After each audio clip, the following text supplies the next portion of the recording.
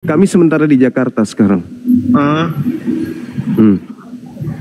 Allahu Akbar, Masya Allah. Jadi sudah merelakan Yesus bukan lagi sebagai juru selamatnya. Iya Pak.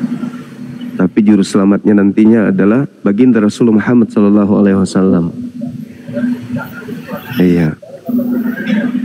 Jadi gimana teman-teman sekalian, secara identitas apa sudah ada yang terima KTP-nya atau gimana? Belum ada. KTP-nya ada sama saya Bang Zuma. Bisa nggak dikirim lewat DM? Boleh. Saya kirim Bunda Rahma. Ke Bunda Rahma. Kirim ke aku Bang. Lengkap nomor WA-nya juga Bang. Iya, semua saya kirim ke Mas. Ya kirim aja di Bunda Rahma itu di bawah saya. Ini nomor WA aku Bang ya, ini nomor WA aku Bang, izin ya nomor WA. Baik. Ini lanjut Bu. Silakan teman-temannya di tap layarnya, di share ke Oten supaya Oten melihat di sini. Itu Bang. Supaya mampu berpikir. Nomor WA aku Bang di bawah itu. Kirim ke situ. Itu nomor WA-nya tuh. Iya Pak. Sudah. Iya, silakan. Lanjut. Mungkin sebelum di ini ada teman-teman mau ini Bang Ayi. Oh Bang Ayi. Bang Dalbo. Itu Bang Suma. Lama kan nggak dari dulu mau sapa Bang Suma, silakan. Assalamualaikum warahmatullahi wabarakatuh Bang Suma. Waalaikumsalam warahmatullahi wabarakatuh. Biar saya perkenalkan diri saya. Nama saya penuh saya Muhammad Azhari bin Muhammad Afif. Siap. Endi. Saya daripada Malaysia, yaitu Sabah, Kota Kinabalu. Dan Masya Allah. Dulu saya Katolik. Oh, mu'alaf juga berarti ya? Mu'alaf. Alhamdulillah, Masya Allah.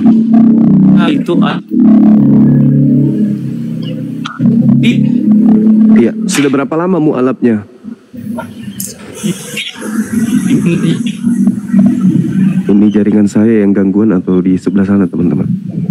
Iya dia Pak Bang Suma. Beliau jaringannya. Saya menulis Islam. Jadi Islam ini adalah ajaran Bang Suma. Bang Islam putus Bang Ayi.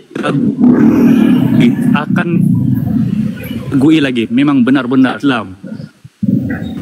Alhamdulillah. Bang, Malaysia putus-putus Bang Ai.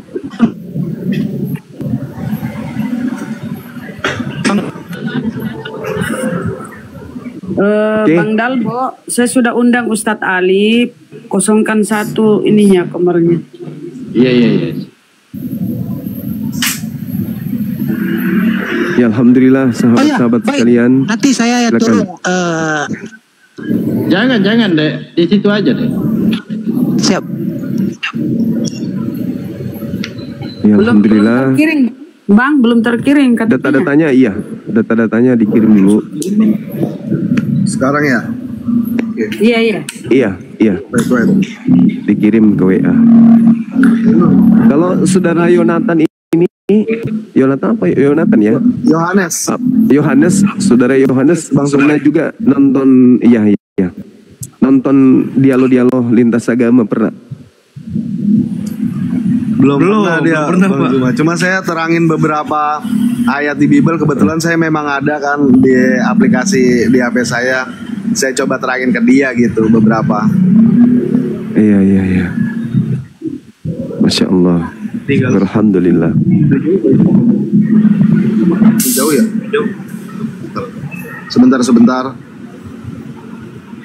Ini di bawah ada yang nulis Nabi Muhammad dengan tuduhan yang tidak senonoh ya. Dikatakan Nabi kita itu dengan tuduhan seperti itu. Kristen-Kristen seperti inilah yang butuh diobati otaknya. Mereka yang dari awal sudah diracuni otaknya dengan fitnah terhadap Nabi, mereka inilah yang kemudian harus diobatin. Saudara Betliar ini mengatakan beliau cabul, tapi tidak ada data, tidak ada sumber, tidak ada kemudian pernyataan dari manapun terkait beliau dengan tuduhan itu. Yang saya tahu di dalam kitab saudara itu banyak menceritakan tentang ketelanjangan, mohon maaf, seperti buah dada di Jabanyama, kemudian buah zakarnya seperti sakar kuda. Justru kitab Anda itu yang mencerminkan ajaran pencabulan, ya. Belum lagi sosok yang Anda sembah itu pernah ditelanjangin, pakaiannya diperebutkan hingga tinggal kalau tidak salah di gambar-gambar yang menunjukkan identitas Tuhan Anda itu tinggal menggunakan sempak. Nah, yang cabul itu kan begitu, cabul tampil di depan umum tanpa menggunakan pakaian, itu cabul namanya. Jadi saudara tolong diperbaiki narasinya lagi ya. Nabi Muhammad dengan tuduhan Anda itu tidak akan membuat agama Anda itu lebih baik. Sudahlah keadaannya seperti itu, Anda perparah lagi dengan menuduh baginda Rasul Muhammad SAW dengan tuduhan yang tidak benar. Anda harus tahu bahwa Yesus itu diutus bukan kepada Anda. Yesus itu diutus hanya untuk orang Yahudi. Kecuali iblis ya, iblis itu mengaku akan menyesatkan seluruh umat manusia. Satu-satunya nabi yang diutus untuk Anda itu hanya Nabi Muhammad SAW.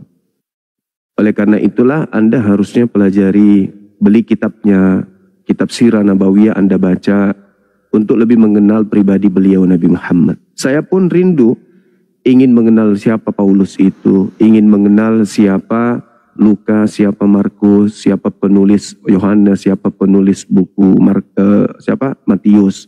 Tapi saya tidak pernah menemukan ada kitab yang menceritakan tentang sejarah hidup mereka. Paulus ingin saya tahu ini orang siapa nama bapaknya, siapa ibunya, gimana hidupnya dalam sehari-hari, pada saat dia kecil, pada saat dia remaja, anak-anak, dewasa, dia seperti apa. Tapi sepi, tidak ada buku yang menceritakan tentang kehidupan Paulus. Tidak ada buku yang menceritakan, membahas karakter dia. Begitu juga penulis-penulis atau pengarang-pengarang kitab saudara. Sedangkan kalau Anda ingin tahu tentang Nabi Muhammad, ya, Bang Zuma, mohon maaf, itu udah dikirim KTP-nya ke Deng Ali tadi tuh kalau nggak salah tuh, kontaknya situ. Deng Ali siapa ini? Udah ada.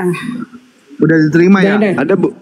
Ya ada. Bun? Ini ya Gurunda, namanya Yohanes Christian. Iya. Oh siap. Kristen. Silakan. Mau kakaknya sekalian nggak ini, Bunda? Kakak boleh kalau mau. Iya, nanti tanda tangan di atas kertas putih, dipoto supaya tanda tangannya nanti di scan untuk masuk di dokumentasi sertifikat mualafnya. Gitu.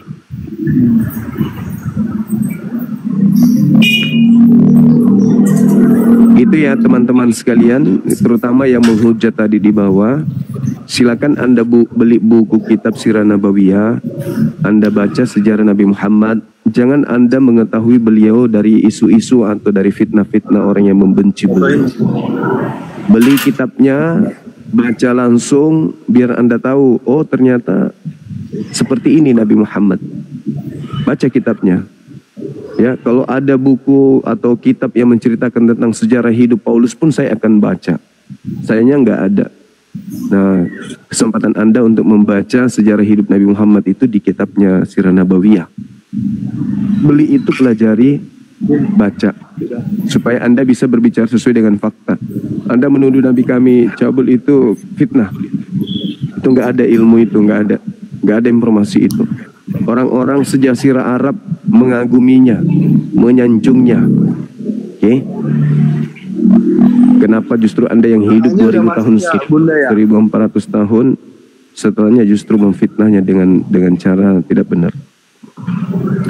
Oke, mungkin Bunda Rahma sudah kita langsung bisa syahadat. Sudah ada ininya berkasnya. Kakaknya udah masuk ya Bunda ya? Kakaknya belum. Oh iya ada. Boleh lanjut Gerunda. Iya. Assalamualaikum warahmatullahi wabarakatuh. Dinda Alif, Ketua Apologet Islam Indonesia. Dinda Natali. Salam. Dinda Dewa dan semuanya. Bentar. Assalamualaikum semua. Ya, Masya Allah.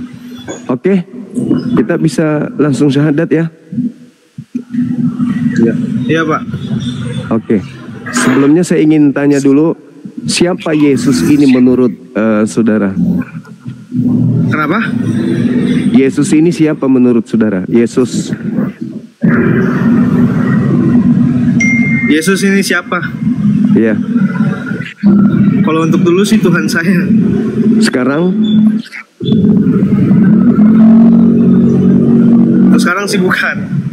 Apakah Anda akui bahwa dia hanyalah ciptaan? Iya, saya akui. Yesus adalah Ciptaan. Oke, baik. Ini tak ada paksaan kan untuk meluk agama Islam? Ada Pak. Ada ya. Tangannya satu tangan, simbol satu Tuhan ya. Ikuti saya ya. Iya Pak. Bismillah. Ar-Rahman. Ar-Rahim. Dengan menyebut nama Allah. Yang Maha Pengasih. Lagi Maha Penyayang. Asyhadu. Allah. Ilaha. Illallah. Wa asyhadu. Anna. Muhammadan. Rasulullah. Aku bersaksi. Bahwa tidak ada Tuhan selain Allah. Dan aku bersaksi. Bahwa Nabi Muhammad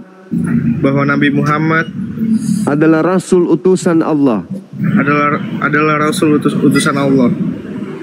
Sah. Allahu Akbar. Masya Allah. Subhanallah.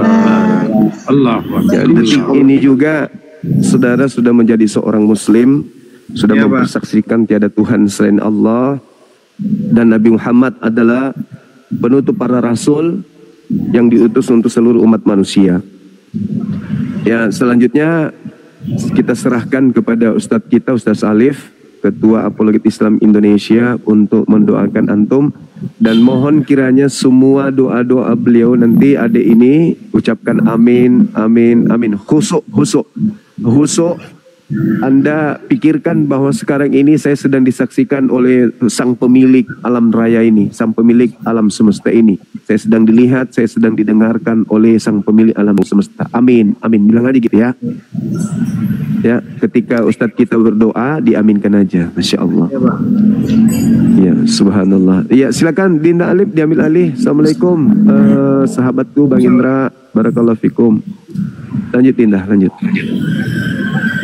Baik, terima kasih Gurunda dan semuanya yang ada di sini. Seperti biasa, kami sebelum berdoa ingin mengetahui lebih jauh dulu sedikit berkaitan dengan orang-orang yang di sekitar saudaraku. Ini manggilnya aku siapa namanya, maaf?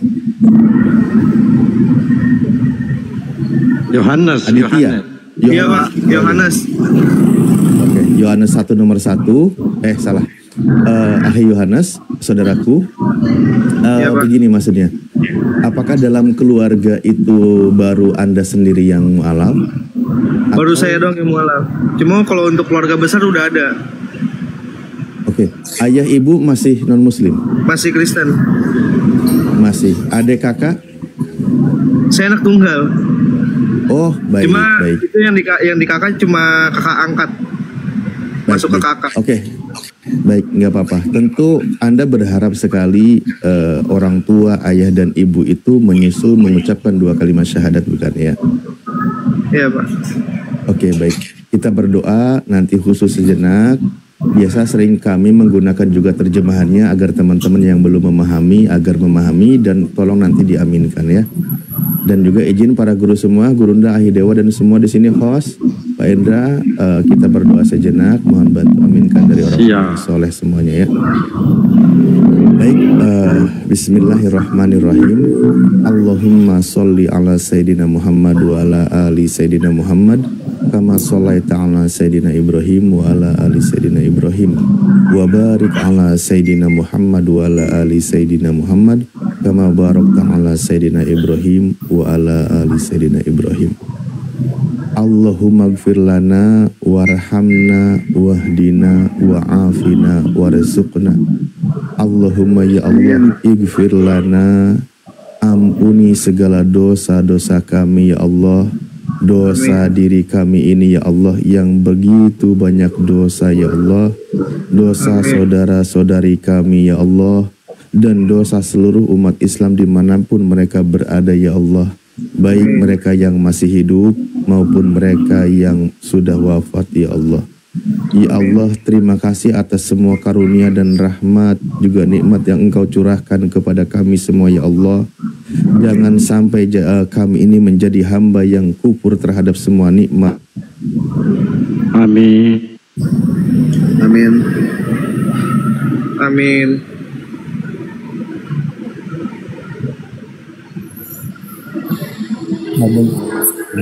Jaringannya.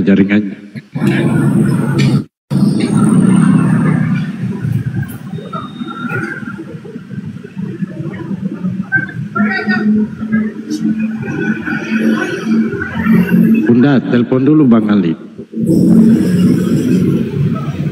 Ada yang angkat, ada yang telepon.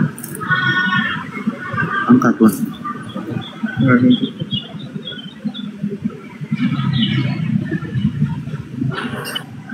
Sabar Bang ya, beliau kepental jaringan.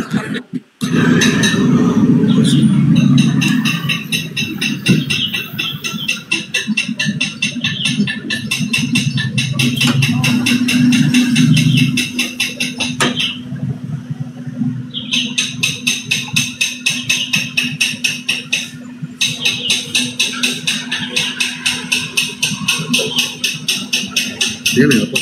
Enggak. Ya udah.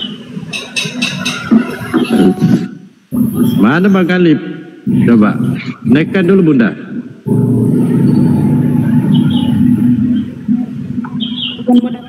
Belum kelihatan Bang Dalbo. Ustaz Ali belum kelihatan. Oh ini. Isi dulu Bang Dewa atau Gurunda, isi dulu sedikit. Gurunda diisi dulu. Mic-nya ke-mute Bang Zuma. Gurunda Zuma, mic-nya ke-mute. Iya, Ustaz Salibnya belum ada. Belum. Di bawah tadi barusan di Jamba tapi belum bisa naik. Ini udah di Jamba. Udah diundang.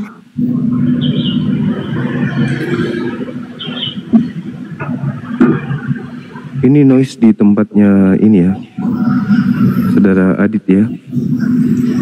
Iya Bang Zuma. Oke. Enggak ada suara noise. Oh, saya mute dulu.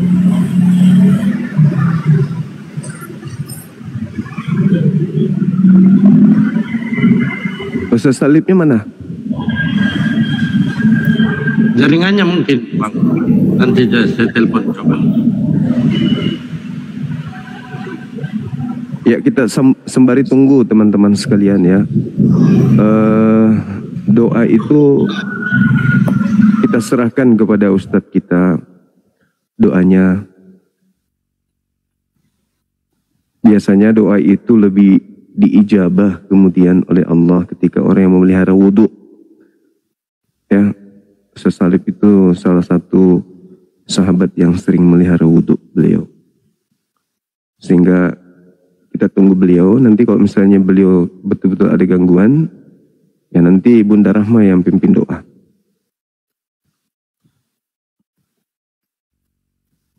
Sabar ya.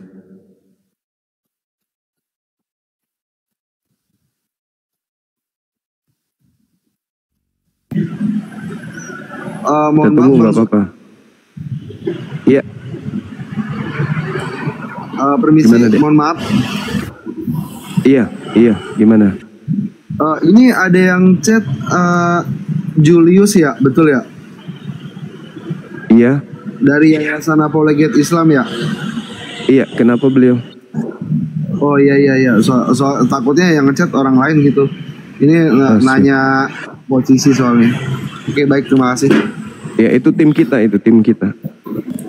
Baik Bang Zuma. Ya, kita kembali lanjutkan doa ya. Silakan Dinda Alif. Oh, Masya Allah, terputus semua jaringan ini. Baik, ganti perangkat. Oke, izin lanjut. Mohon maaf kalau nanti ada pengulangan. Mohon maaf. Iya, Pak. Bismillahirrahmanirrahim. Allahumma gfir lana warhamna wahdina wa'afina warzuqna.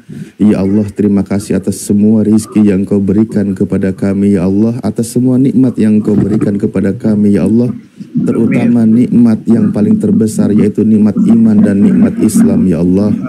Ya Allah, di antara kami banyak saudara-saudara kami yang sampai detik ini masih belum mau mengucapkan 2 kalimat syahadat ya Allah.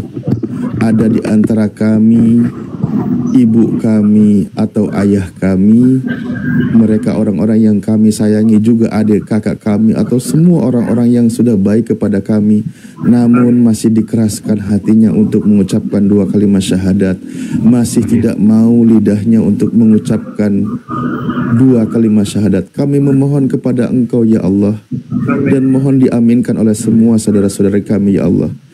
Orang-orang yang kami cintai itu lembutkan hati mereka ya Allah.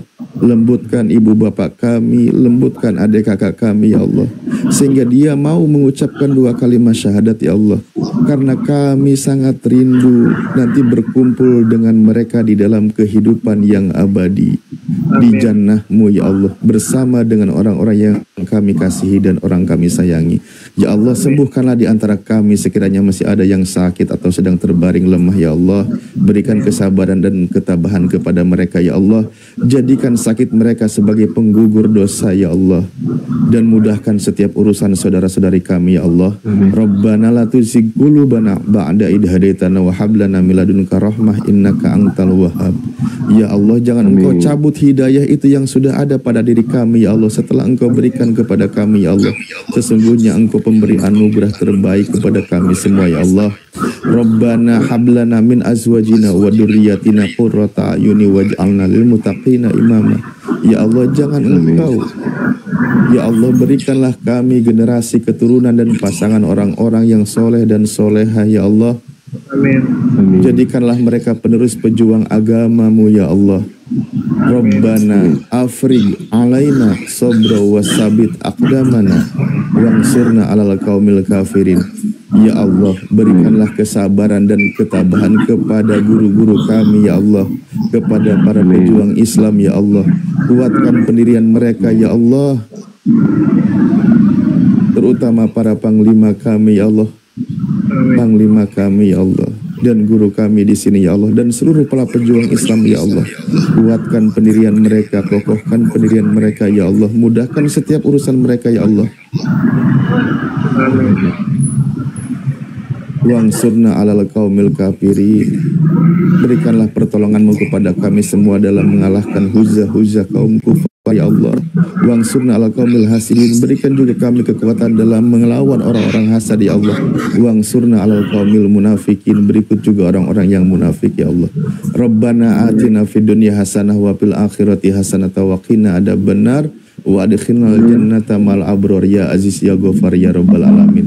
Ya Allah, berikanlah semua kebaikan di dunia ini juga di akhirat nanti ya Allah, dan masukkanlah kami bersama dengan orang-orang yang kami sayangi dan seluruh umat Islam dimanapun mereka berada ke dalam jannah-Mu bersama-sama di dalam kehidupan surga ya Allah. Subhana rabbika rabbil izzati amma yasifun wassalamun ala mursalin walhamdulillahi rabbil alamin. Ala hadiyin ya wa kullu niyatin sholihah bi barakati suratul Fatihah. Alhamdulillahi rabbil alamin arrahmanir rahim maliki yaumiddin. Iyyaka na'budu wa iyyaka nasta'in ihdinas siratal mustaqim mustaqim siratal ladzina an'amta 'alaihim ghairil maghdubi 'alaihim waladdallin. Ya, mohon maaf kalau tadi ada gangguan teknis sebelum dilanjutkan ke guru-guru kami. Saudaraku Yohanes ya, jangan lupa di momen yang bahagia ini dan di momen yang paling penting ini sering-sering bermunajat kepada Allah agar dilembutkan hati orang-orang yang dicintai menyusul mengucapkan 2 kalimat syahadat. Karena kita bersama di dunia ini paling hitungannya puluhan tahun, tapi hitungan yang tidak tahu jelas berapa jumlahnya di kehidupan yang abadi, yaitu di surga. Itulah yang kita rindukan, berkumpul bersama dengan orang-orang yang kita cintai. Banyak berdoa ya. Dan juga jangan lupa sedikit pesan sebelum dilanjut, sesuai dengan perintah dalam Al-Quran, wahai orang-orang yang beriman, masuklah ke dalam Islam secara kafah. Jadi bertahap, lakukan apa yang menjadi perintah, jalankan apa yang menjadi larangan, jauhi. Itu di dalam Islam. Kalau sudah menjadi seorang muslim ya, bertahap, perintah sholat wajib jalankan, kalau belum sunat segera disunat, dan semua kewajiban apa yang menjadi kebiasaan ketika bertentangan dengan aturan Islam hindari, jauhi. Karena di dalam Islam itu ada aturan, dan aturan itu untuk kebaikan si pemeluknya. Begitu ya. Selebihnya silahkan saya serahkan kepada guru-guru yang lain. Saya izin kembali tutup kamera dulu. Masya Allah.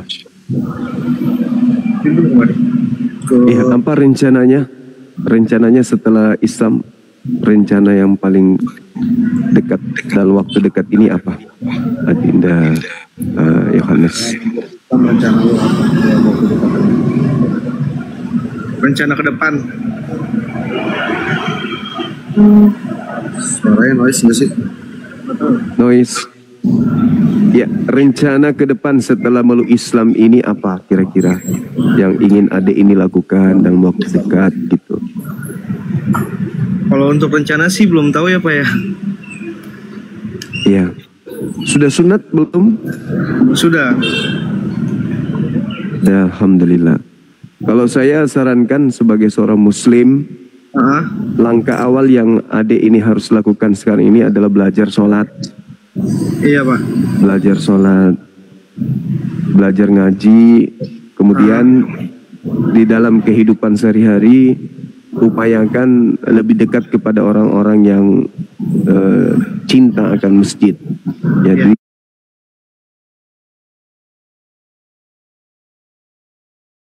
belajar di sana. Kalau bisa temukan seorang guru yang bisa membimbing belajar tentang Islam dasar. Ya, karena biasanya orang yang mu'allaf itu kenapa mereka kembali ke agama lama? Ya, karena tidak ada pembimbing gitu. Maka setelah bersyahadat seperti ini, mohon supaya mencari teman atau rekan yang bisa memperkenalkan dengan seorang ustadz untuk mengajarkan Islam. Mungkin saudara Adit nanti akan arahkan ke situ. Iya, nanti Bang Adit yang arahkan. Terkait dengan Masya Allah. Terkait dengan sertifikatnya nanti segera dibuatkan untuk diserahkan kepada saudara Adit untuk diteruskan ke adik Yohanes ini ya. Iya Pak. Oke, mungkin segitu dari saya. Teman-teman yang lain mungkin ada masukan, silakan. Silakan Bandewa. Baik. Assalamualaikum warahmatullahi wabarakatuh. Waalaikumsalam warahmatullahi wabarakatuh. Alhamdulillah ya, Dek Yohanes sekarang sudah memeluk yang namanya Islam. Ya, masa lalu sudahlah biar di itu ya, nggak usah dipikirkan untuk masa lalu. Yang penting ke depannya itu seperti apa. Karena yang namanya masa lalu itu bisa dikatakan sebagai kertas limbah. Masa kini bisa dibilang itu surat kabar, dan masa depan itu adalah kertas ujian. Maka dari itu, baca dan tulislah dengan hati-hati, sebab jika tidak, hidupmu akan menjadi kertas tisu. Seperti itu. Kalau dewasa di sini, doakanlah kepada kedua orang tua ya, kedua orang tua. Mudah-mudahan kedua orang tua Dek Yohanes itu bisa yang namanya memeluk Islam, dan Dewa doakan kepada semua yang ada di sini semua ya, untuk keselamatan kedua orang tua kita. Karena yang namanya ibu bapak itu tentu kita ingin dipertemukan nanti di surganya Allah. Jika ibu itu adalah ratu tanpa mahkota dan ayah adalah raja tanpa singgasana, semoga Allah hadiahkan istana berupa surga tanpa hisab untuk keduanya. Mungkin itu aja nih Dewa. Makasih banyak. Oke. Habis ini adek ini kan ini mau masuk waktu zuhur tuh. Jadi mandi dulu, niatkan mandi untuk membersihkan seluruh kotoran yang ada pada diri kita, baik itu berupa dosa ya atau tindakan-tindakan yang pernah kita lakukan. Mandi aja, guyur badannya, niatkan karena Allah. Saya mandi niat karena Allah. Mandi, bersihkan badan, habis itu mulai belajar sholat zuhur, sholat yang dekat dalam waktu dekat ini. Sekarang sudah jam 11, 1 jam lagi kurang lebih ya, sebentar lagi sholat zuhur 4 rakaat gitu ya. Iya Pak. Masya Allah, luar biasa, luar biasa.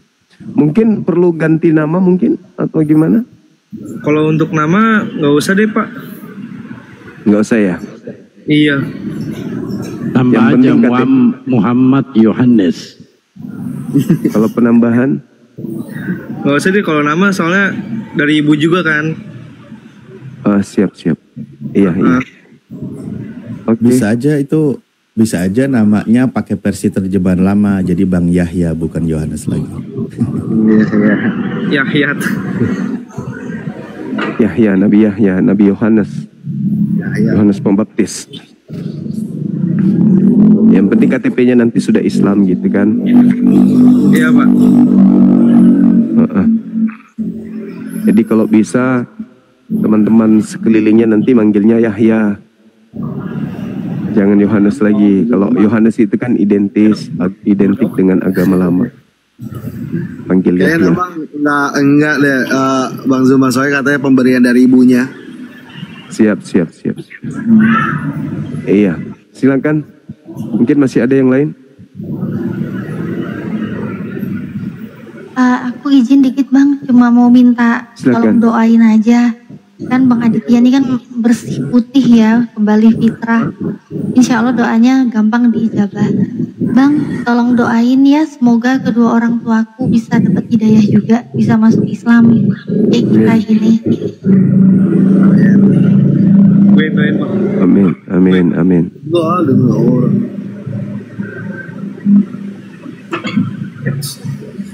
Nama saya Khadijah Bang, mohon doanya kedua orang tua Khadijah supaya bisa masuk Islam juga. Maksudnya Yohanes yang doain gitu Bu? Iya. Cuma dia minta lu yang doain. Doain aja gitu. Gimana nih? Ya lu doain lah. Nama ibunya siapa tadi Kak? Nama aku Khadijah. Ini doain siapa? Doain orang tuanya Khadijah aja, kedua orang tuanya Khadijah biar bisa masuk Islam gitu. Mungkin kita bantu gini, singkat kalimatnya untuk Kak Khadijah dan juga untuk semua saudaraku yang orang tuanya masih non muslim, terus Kak Khadijah ini semoga dia dilembutkan hatinya dan mau menjadi seorang muslim karena kami rindu berkumpul bersama mereka di surga gitu. Amin. Gitu. Amin. Makasih Bang, udah diaminin, Masya Allah. Makasih Ustadz Alif. Bom doain nggak Bang Juma, Kang Alif? Bom. Janganlah kalau bom. Siapa nanti mainan kita? Habis mainan kita nanti Bang, biarin aja.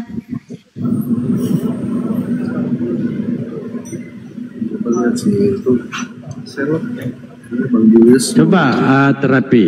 Mau minta apa? Nggak ada apa-apa Banda. Saya hanya berharap kepada Bang Yohanes ya. Nah, kalau nanti sudah menjadi Islam yang kafah, hadirlah bersama-sama kita menegakkan ukhuwah Islamiyah. Seperti itu, saudaraku. Amin. Dan mohon dibawa juga agar doakan Pak Bom kiranya beliau menjadi wanita solehah.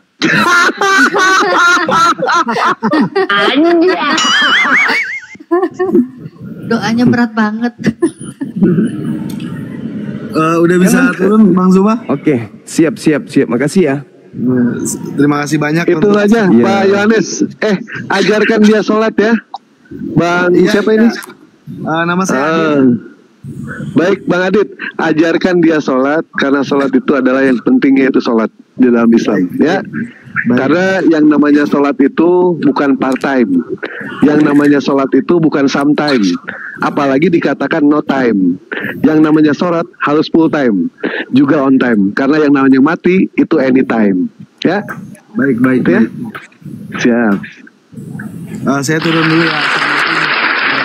Ya, Waalaikumsalam warahmatullahi wabarakatuh. Bang Dewa nggak minta didoain jadi mempelai wanita. Enggak. Bang kan jadi mempelai wanita bang. Di surga gimana sih? Dewa ya, ada tema baru Bang ini Bang. Ada tema baru, ya kan? Iya. Ini kan Dewa dapat buku. Ternyata buku yang Dewa peroleh ini masuk akal semuanya Bang. Seperti hanya Dewa tadi membawa satu tema, Yesus akan bangkit di hari yang ketiga. Itu menurut Abang hari apa Bang? Haryanto. Kalau bukan Haryanto, Hari Mukti. Salah satunya itu. Itu di dalam Lukas dikatakan dia akan bangkit di hari ketiga. Ternyata hari Selasa itu Bang. Hari Selasa. Hari pertama Selasa, Minggu, hari kedua Senin, hari tiga Selasa. Hari Selasa. Silisi. Tadi marah-marah Dewa itu. Barusan. Hari ketiga ya betul juga. Betul. Iya. Kan ayatnya jelas di situ dikatakan, ya kan, bahwa di dalam Lukas Matius 20 nomor 19, dan mereka akan menyerahkan dia kepada bangsa-bangsa yang tidak mengenal Allah, sementara ia diolok-olok, disesatkan dan disalibkan, dan pada hari ketiga ia akan dibangkitkan. Hari pertama itu adalah hari Minggu, hari kedua itu adalah hari Selasa, dan hari kedua Senin, hari ketiga itu Selasa. Ternyata bangkitnya hari Selasa, Bang. Tadi dia marah-marah bener. Hari ketiga ya betul juga. Hari ketujuh kan hari ini. Hari ketujuh itu kan hari Sabtu jadinya. Sabtu. Kan? Betul. Iya. Betul juga itu. Kalilai. Ayo saudara Kalilai, naik yuk kita diskusi yuk. Diskusi tentang agama keyakinan kita. Islam diajarkan menyeru, menyampaikan, tablik, syiar. Orang tinggal milih tuh setelah mendengarkan Islam ini. Mau ke Islam atau mau tetap dalam keyakinan kufur atau ingkar terhadap Islam. Begitu juga di Kristen ada amanat agung ketika ada sosok keluar dari kubur pada hari ketiga. Ya makhluk ini minta seluruh bangsa untuk menjadi muridnya. Jadikanlah. Tapi kami nggak mau, kami harus bantah. Sebelum jadi muridnya, ya emang dia siapa? Kami harus tahu dia siapa, emangnya dia siapa? Tuhan bukan, tidak mungkin Tuhan keluar dari kubur kan gitu. Maka sebelum jadi murid, ya saudara Kristen harus menjelaskan ke kita, itu siapa yang keluar dari kubur itu? Manusiakah atau apa gitu? Kalau Tuhan tidak mungkin. Silakan teman-teman. Ya, ini Indah, ini siapa nih? Indah agama apa? Kristen? Islam? Islam kakak. Oh Islam. Izin turunin ya Bang ya? Gimana selalu, kakak? Bang. Ya izin turunin ya Bang ya. Makasih Oke, Bang. Kakak.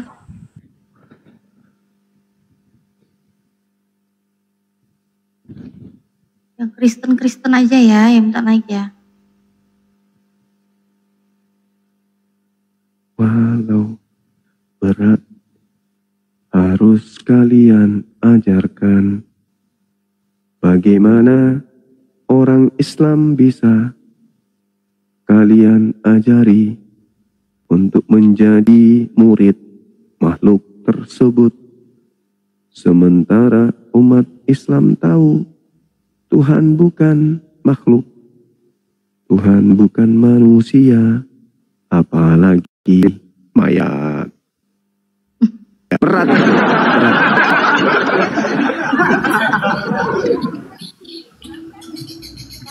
King Garet. Halo, assalamualaikum warahmatullahi wabarakatuh. Waalaikumsalam. Waalaikumsalam warahmatullahi wabarakatuh.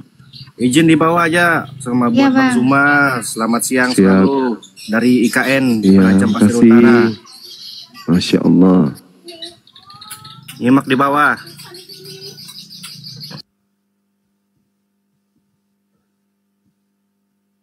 Alhamdulillah. Ya, Dewa juga izin pamit ya. Bang Juma semuanya Dewa izin pamit. Jam 12 ada acara mau terbang ke Jepang, mau ketemu sama Tuan Ajinomoto. Terima kasih kepada Bang Juma. Baik, semuanya. Terima kasih banyak. Kalau ada kebenaran itu datang dari Allah. Kalau ada kesalahan, salahkan Bang Juma. Jangan salahkan Dewa. Terima kasih semuanya. Assalamualaikum warahmatullahi wabarakatuh. Waalaikumsalam warahmatullahi wabarakatuh. Mau ketemu Ajinomoto kata dia. Iya, Bungsu. Bungsu nih Oten kayaknya nih. Bungsu. Bungsu. Bungsu mic-nya dibuka dulu. Ya, Kristen selamat pagi. Iya, Kristen. Puji Tuhan, Kristen. Ya, sebentar ya. Silia Kristen atau Islam? Silia, nggak ada respon? Ya, silakan Gurunda diskusi dengan Baik. Saudara Bungsu, agama Anda adalah agama syiar, agama yang memiliki amanat agung, Bang. Kami juga demikian, kami juga Islam itu agama syiar. Jadi Islam diperintahkan untuk mengabarkan Islam. Kalau di Kristen diperintahkan untuk menjadikan orang lain menjadi Kristen. Nah, agama Anda adalah agama yang mengusung tentang konsep bertuhan. Begitu juga kami Islam. Di luar Kristen dan di luar Islam ada satu agama yang lebih senior lagi, yaitu agama Yahudi. Saudara Kristen itu biasanya mengarahkan konsep ketuhanannya berdasar terhadap kitab-kitab Yahudi. Kami sebagai Muslim mencoba untuk menganulir itu, dalam arti kata mencoba untuk menerima. Ketika Islam menjadi sasaran untuk dikristenkan, dan Kristen menjadi sasaran untuk diseru mendengarkan kebenaran Islam. Maka yang paling pertama yang harus menjadi titik temu di dua agama syiar ini, agama penyampai, yaitu konsep Tuhan. Kalau kami di Islam, ada satu ketetapan, pencipta langit dan bumi itu bukan makhluk, tapi Khalik. Beliau bukan ciptaan, tidak pernah kemudian menjadi ciptaan, tapi selamanya menjadi pencipta. Ada hal baru dalam episode kehidupan manusia, berputarnya detik sampai tahun, detik, menit, jam, hari, minggu, bulan, tahun, dan abad, dan seterusnya. Tuhan itu hanya memberikan kemampuan kepada manusia untuk berkarya, tidak ada kemampuan untuk menjadi Tuhan. Lalu Tuhan selama-lamanya Tuhan, dan Tuhan tidak akan pernah jatuh posisi menjadi ciptaan. Dia tidak serupa dengan apapun. Itu diterangkan di dalam Al-Quran, pencipta langit dan bumi laisa kamitslihi syai'. Tidak serupa dengan makhluk, tidak serupa dengan sesuatu. Begitu juga dalam kitabnya orang Yahudi, 2 Samuel 7 nomor 22, Tuhan yang diperkenalkan oleh agama senior ini juga tidak serupa dengan makhluk. Nah, yang agak aneh menurut pandangan saya di Kristen, karena di Kristen itu menyembah roh. Sedangkan definisi roh itu adalah makhluk halus atau makhluk gaib. Mungkin dari saudara saya bisa menjelaskan hakikat Tuhan di dalam agama Kristen. Kalau di Islam hakikat Tuhan itu tidak sama seperti makhluk. Di Yahudi hakikat Tuhan tidak sama seperti makhluk. Di Kristen ini yang saya belum nangkap secara sentralisasi atau finalnya atau finish daripada konsep hakikat Tuhan dalam Kristen itu apa. Mungkin saudara bisa menjelaskan ke kami hakikat di dalam ketuhanan, di dalam konsep Tuhan sebagai pencipta, sebagai penguasa, itu apa di dalam agama Kristen? Silakan. Oke. Sudah memaparkan tentang ketuhanan di dalam agama Islam ya. Ya, tadi saya mendengarkan Bang Suma bahwasanya belum mengetahui tentang konsep ketuhanan di dalam kekristenan. Ya, begitupun juga saya sebaliknya Bang Suma ya. Sebagai orang Kristen, saya juga belum tahu tentang konsep ketuhanan di dalam Islam. Karena ketika kita berada di dalam satuan ajarannya, berarti kita betul-betul mengenal ya tentang ajaran kita itu seperti apa. Dan tidak mungkin kita bisa mengenal ajaran orang lain kan seperti begitu. Jadi kalau saya mau menceritakan tentang konsep ketuhanan, ketika kita sama-sama mengetahui bahwa Tuhan itu nyata ya. Ya, kita mengetahui bahwa Tuhan itu nyata, bagaimana cara kita mengetahui dan bagaimana cara Tuhan membuktikan bahwasannya dia itu nyata seperti apa. Ya, jadi kalau di dalam konsep kekristenan ya, kenyataan Tuhan itu bisa dibuktikan Bang Suma. Kenapa saya katakan bisa dibuktikan? Iya, dia datang ke dalam dunia ini ya. Dia datang ke dalam dunia ini untuk menyatakan dirinya bahwasanya saat ini benar-benar ada dan nyata. Dia datang ke dunia ini memperlihatkan kekuasaannya. Melalui siapa? Melalui firman-Nya yang telah menjadi manusia. Itulah kenyataan Tuhan kami yang tidak kelihatan itu. Nah, untuk mengetahui dia nyata dan memperkenalkan bahwa saat ini nyata, sementara kita manusia tidak dapat menjangkau yang namanya Tuhan, dia yang dapat menjangkau manusia melalui firman-Nya. Jadi dari firman-Nya itulah kita bisa mengenal Tuhan itu bahwasanya ada ya, dalam kenyataannya. Jadi mungkin begitu Bang Sumaya kalau tentang konsep ketuhanan di dalam kekristenan itu bahwasanya Tuhan kami itu nyata karena segala buktinya dia nyatakan di dalam dunia ini. Dia datang ke dalam dunia ini, itulah membuktikan bahwasanya dia itu nyata adanya. Ya, saya tidak tahu ya kalau konsep ketuhanan di dalam Islam itu seperti apa, kenyataannya seperti apa. Karena ketika Bang Suma tadi mengatakan goib, ya kan yang goib-goib juga banyak Bang Suma. Angin juga goib, hantu juga goib. Jikalau Allah Subhanahu wa Ta'ala juga goib, ya bagaimana cara kita bisa membedakan antara angin dengan Tuhan dengan hantu, karena ini kan sama-sama goib, tidak nyata, tidak nampak, tidak dapat diindra oleh kita manusia. Jadi mungkin begitu Bang Suma yang saya mau pahami sedikit dari konsep ketuhanan di dalam Islam itu, kenyataannya itu seperti apa, pembuktiannya itu seperti apa. Mungkin begitu kira-kira Bang Suma. Izin dulu Gurunda. Silakan lanjut Gurunda. Saya izin sebentar ya. Saya mau sholat dulu. Lanjut dulu Gurunda. Iya, jadi saudara, ketika Anda mengatakan Tuhan itu goib, hantu juga goib, dan Anda mengatakan Tuhan Anda itu nyata karena dia pernah menjadi bayi, maka saya pun meminjam kalimat itu. Saya juga bingung membedakan antara Tuhan Anda dengan bayi monyet. Karena monyet juga bisa jadi bayi. Monyet juga bisa jadi monyet dewasa dan seterusnya.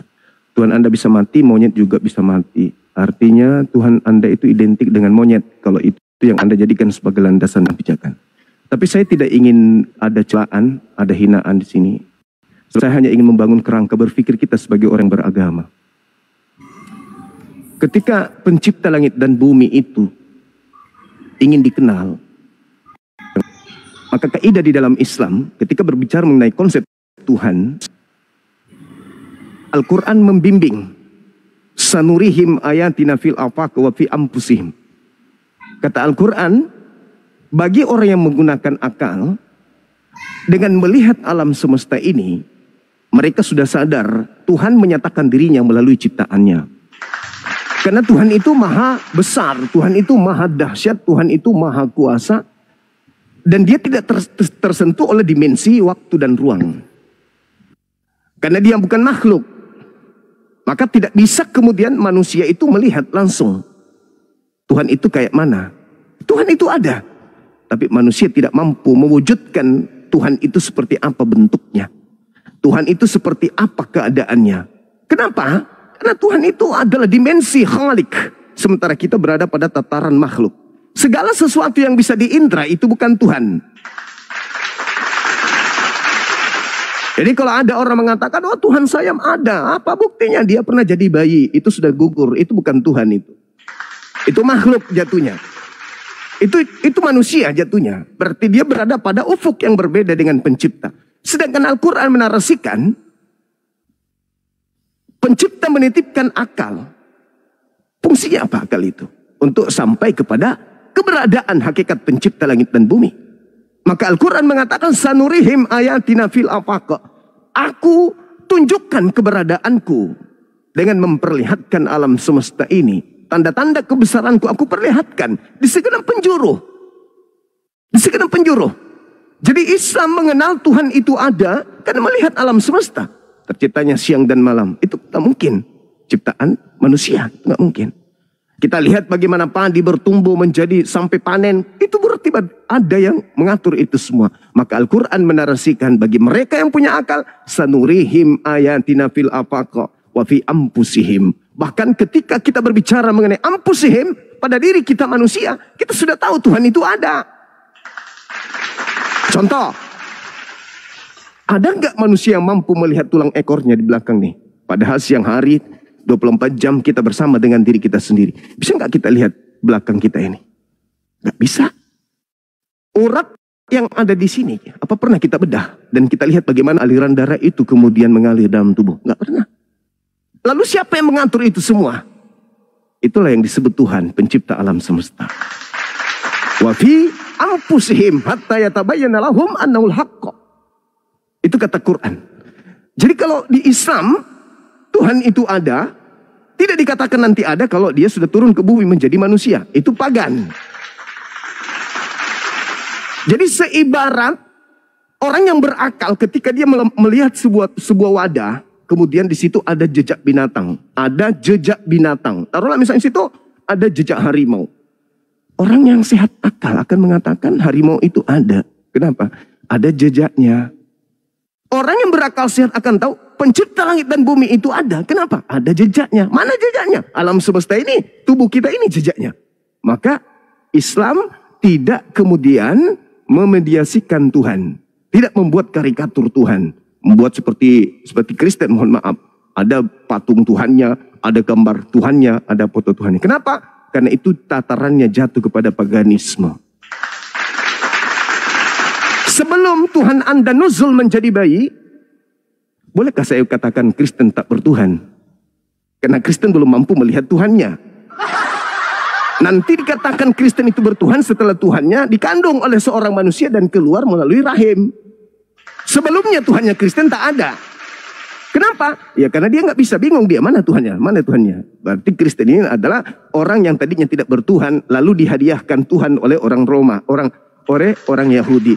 Maka data yang ada dalam kitab saudara Roma 14 nomor 9, untuk itulah Yesus mati agar ia dibangkitkan oleh Tuhan untuk menjadi Tuhan bagi orang Kristen. Nah, jadi saudara, dalam Islam itu pencipta langit dan bumi itu laisa kamitslihi syai'. Bagaimana umat Islam itu kemudian bersaksi Tuhan itu ada? Karena melihat alam semesta. Al-Quran dalam surah Fussilat ayat 53 menjelaskan sanurihim ayatina fil afaq wa fi anfusihim. Aku memperlihatkan keadaanku, aku memperlihatkan keberadaanku.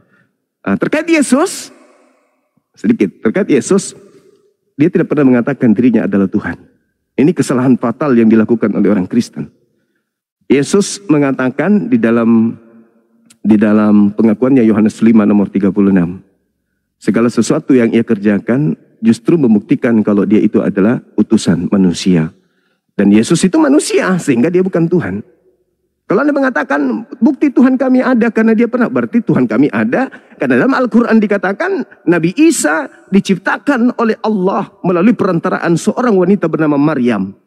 Lalu kemudian ketika dia bayi, dia mengatakan, Inni Abdullah atani al-kitab wa ja'alani nabiyan. Berarti kedudukan Tuhan kita itu sangat-sangat jauh.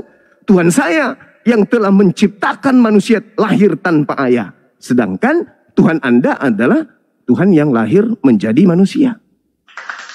Berarti posisi Tuhan kita itu sangat jauh. Artinya dengan bahasa sederhana, Tuhan sayalah yang menciptakan Tuhan Anda. Saya kira gitu, demikian. Oke. Jadi ini ada beberapa narasi ya dari Bang Suma ya yang saya mau tanggapi.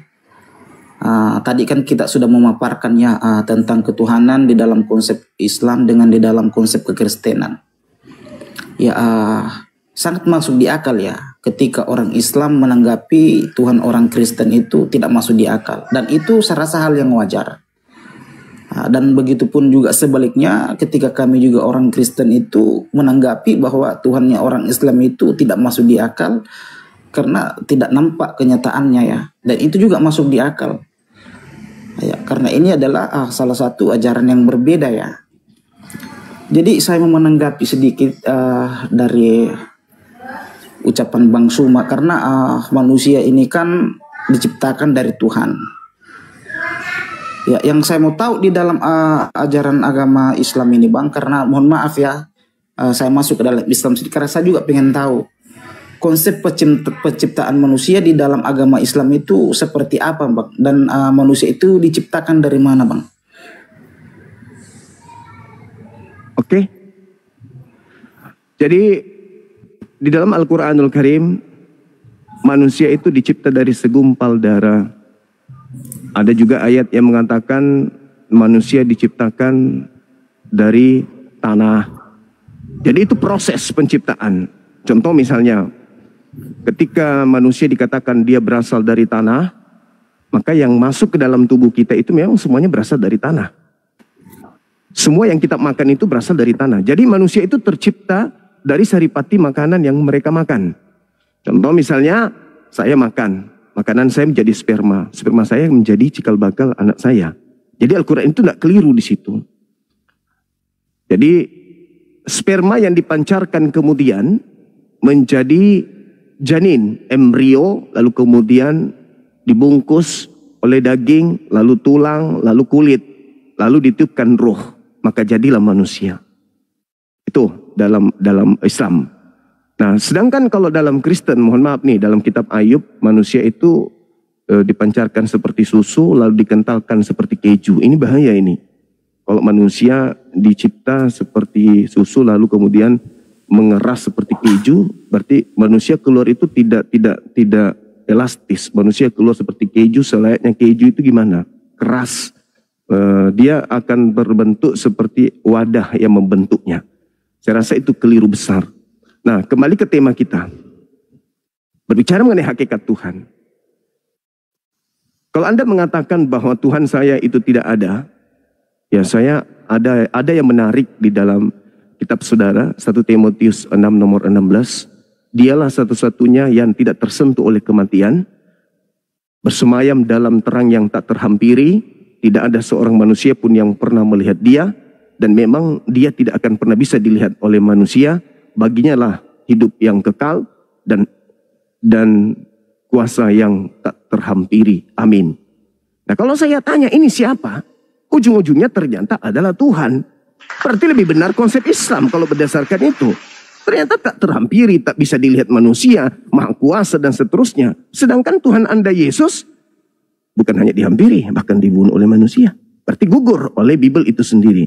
Nah, kita kembali kepada mengerucutkan materi kita supaya jangan melebar. Kalau dalam konsep agama kami, pencipta langit dan bumi itu tidak serupa dengan makhluk, titik. Maka dia bukan roh, dia bukan air, dia bukan tanah, dia bukan daging, dia bukan angin. Karena tidak serupa makhluk. Dia berada pada entitas ahad, absolut yang tunggal, tidak tersentuh. Tidak ada yang menyamainya, tidak ada yang mempersamainya, tidak ada yang setara dengannya.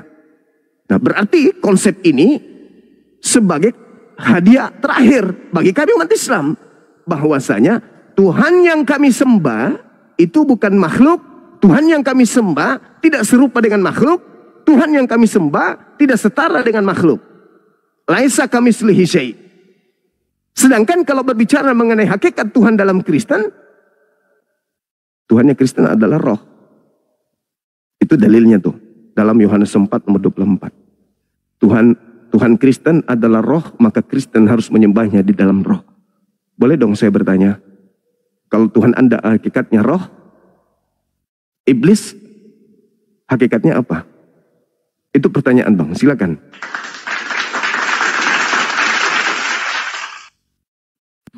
Ya, ketika Bang Suma bertanya tentang iblis, ya iblis itu kan malaikat ya, malaikat yang memberontak.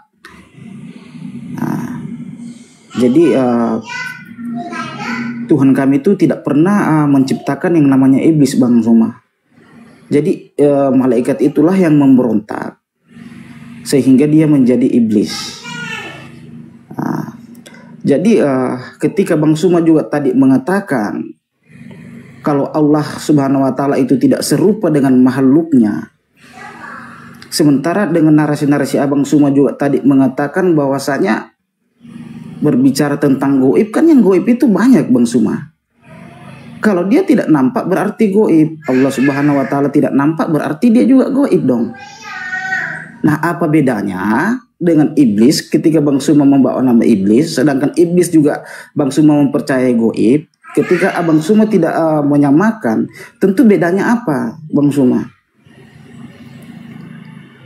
Iblis kan goib, Allah Subhanahu wa Ta'ala juga kan goib.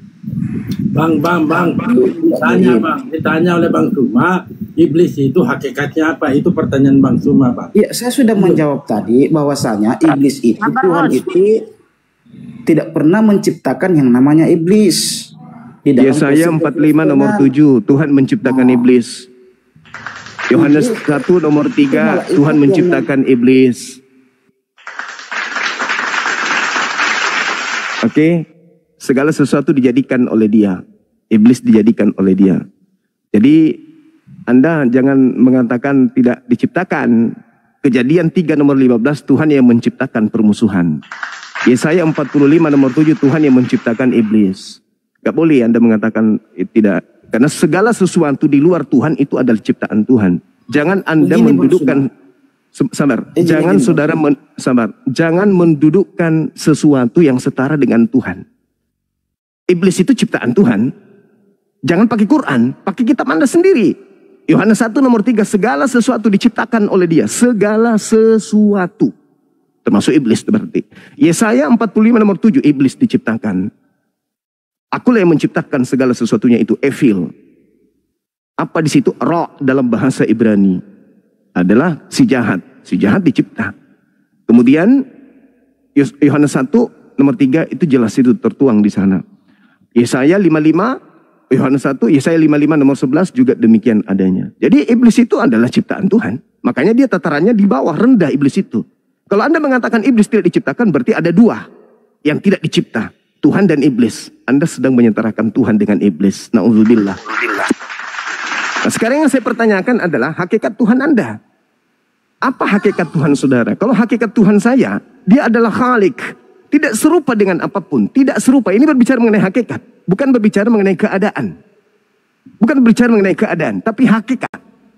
Kalau Anda mengatakan iblis itu goib, kita tidak berbicara mengenai dimensi. Kita berbicara mengenai hakikat. Hakikat Tuhan saya tidak serupa dengan apapun. Tuh. Sedangkan Tuhan Anda serupa dengan iblis. Kalau kita merujuk kepada Yohanes 4 nomor 24. Tuhan itu adalah roh. Iblis itu adalah roh. Sama kan? Sama. Silakan Anda jelaskan ke kami, silakan. Oke, itu kan pemahaman Bang Suma ya tentang kekristenan bahwanya sama. Dan begitu pun juga saya sebaliknya Bang Suma ya. Ketika Bang Suma mengatakan bahwasanya Allah Subhanahu wa Ta'ala itu tidak sama ya dengan makhluk atau tidak sama dengan apapun ya.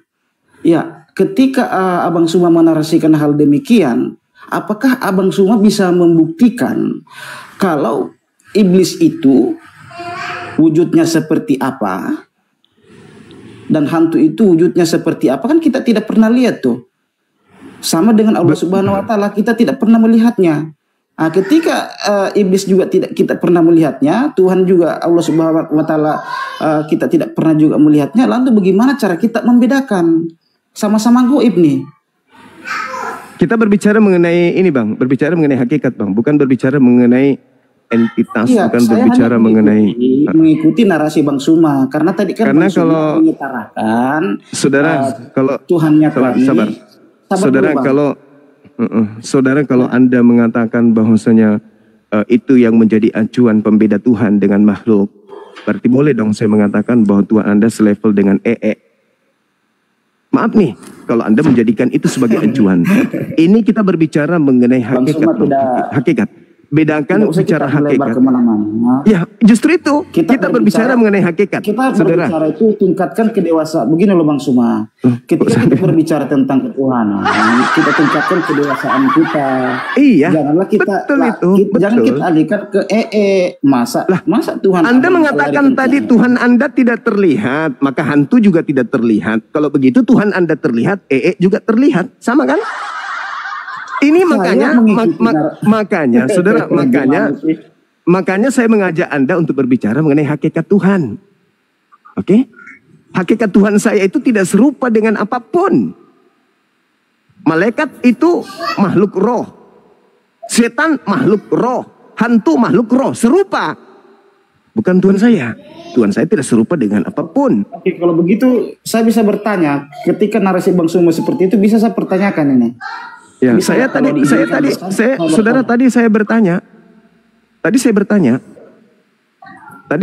kepada saudara, hakikat Tuhan Anda dengan hakikat iblis itu bedanya apa? Ini bicara hakikat loh ya. Bukan berbicara mengenai dimensi atau berbicara mengenai entitas. Ini bicara hakikat. Silakan. Kami bisa membedakan Bang Suma. Pekerjaan Tuhan dengan pekerjaan iblis itu sudah kita bisa mengetahui dari pekerjaan iblis. Bukan mengenai pekerjaan saudara, kita berbicara mengenai hakikat. Waduh, kan ini berbicara tentang perbedaannya Bang Suma. Bukan, berbicara mengenai hakikat sekali lagi. Bukan berbicara mengenai pekerjaan. Anda tahu siapa yang melakukan permusuhan, menciptakan permusuhan? Bukankah permusuhan itu adalah sesuatu yang jahat? Ingat, Kejadian 3 nomor 15. Aku Tuhan akan mengadakan permusuhan. Ingat, pekerjaan permusuhan itu pekerjaan yang buruk. Apakah Anda ingin mengatakan adalah Tuhan yang melakukan permusuhan itu adalah iblis? Tidak kan? Karena itulah mari kita membahas tentang hakikat. Silakan. Ya, jadi begini Bang Suma ya. Mungkin teman-teman yang lain mau menggantikan saya karena begini loh Bang Suma. Nanti juga saya mau terlalu masuk ke dalam Islam juga. Nanti ujung-ujungnya kita saling menghujat. Karena kalau Bang Suma begini Bang Suma. Begini Bang Suma, ketika Bang Suma membawa narasi-narasi seperti ini, Anda tidak bisa menyangkal juga Bang Suma kalau di dalam Al-Quran itu banyak hal-hal yang menolak sifat Allah itu sendiri Bang Suma. Di dalam Al-Quran, ketika Bang Suma mau mengarah ke sana, nanti kita jadi hujat-menghujat. Karena saya juga saudara, data-data di dalam sekali lagi saya katakan, kita berbicara mengenai hakikat, bukan berbicara mengenai pekerjaan. Kan berbicara terlalu jauh Bang Suma. Hakikat doang Bang. Bicara hakikat doang. Kita gantian dulu Bang.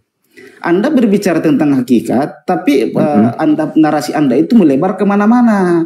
Jadi inilah saya katakan, ketika saya mau meroringkan juga di dalam Al-Quran Bang, di dalam Al-Quran itu Bang, banyak juga sifat-sifat Allah itu yang tidak seperti diceritakan di dalam Al-Quran itu sendiri Bang. Oh, berarti Anda sudah paham Al-Quran. Silakan. Sifat-sifat Allah Subhanahu wa taala itu yang kita ketahui bersama bahwasanya sifat Allah Subhanahu wa taala adalah Maha Pengasih lagi Maha Penyayang. Betul tidak? Ketika Allah Subhanahu wa taala, Allah yang Maha Kasih lagi Maha Penyayang, tidak ada alasan dong. Ini kita berbicara mengenai sifat atau berbicara mengenai orang lain. Ini sifat. Tuhannya Nabi Musa itu Bang. Tuhannya Nabi Musa itu jauh lebih kejam. Iya kan? bahkan kejamnya dia Tuhannya. Iya, mungkin ada teman-teman Kristen yang. Iya, silakan. Iya. Sorry ya Bang ya. Iya. Kalau Bang Suma mau ini dulu Bang, ucapkan dulu kan? Bang. Ampun Bang Suma, baru turun. Oh tidak apa-apa, tidak apa-apa saya mengucapkan ampun, tidak apa-apa. Apa salahnya? Ampun Bang Suma. Ya. Kita tidak boleh meninggikan diri, bro. Saya itu tidak pernah meninggikan bilang diri. aja ampun Bang Suma. Iya, dalam ampun maksudnya ampun bagaimana? Ya artinya saya tidak mampu menjabarkan itu hakikat. Ya kita kan sudah berbicara tadi Bang. Ya silakan, itu yang dari tadi dipertanyakan oleh Bang Suma.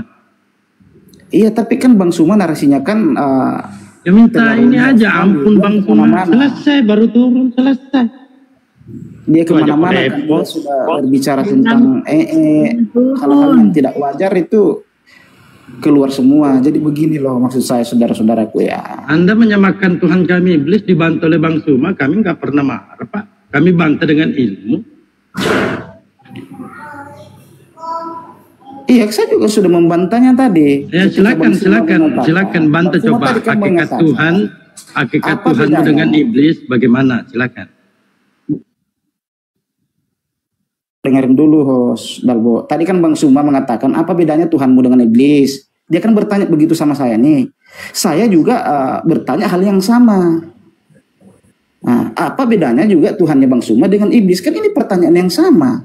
Kenapa ada muncul pertanyaan saya demikian? Karena ada hal yang mendasar di situ. Allah Subhanahu wa taala kan tidak kelihatan tuh. Bang Suma tadi kan iblis sudah jabarkan. Beliau sudah jabarkan bahwa Tuhannya Kristen ini adalah roh. Sedangkan iblis juga dengan roh. Lalu apa bedanya? Gitu loh. Bicara hakikat Bang. Bukan berbicara karena tidak terlihat, tapi bicara hakikat. Tapi memang ini adalah buah pikiran untuk saudara saya Kristen dimanapun berada. Berbicara mengenai hakikat Tuhan, Kristen itu memang penyembah roh. Bahkan menurut penglihatan penulis kitab Wahyu dalam Wahyu 5 nomor 6, di situ lebih seram lagi. Karena Tuhannya Kristen digambarkan seperti binatang bertanduk 7 dan bermata 7. Apakah itu satu penghinaan? Tidak. Itu memang seperti itu adanya. Maka adalah hal berat ketika kita bertanya kepada saudara Kristen tentang hakikat Tuhan. Karena Tuhan bagi Kristen itu roh. Sedangkan roh itu adalah makhluk. Roh itu adalah ciptaan.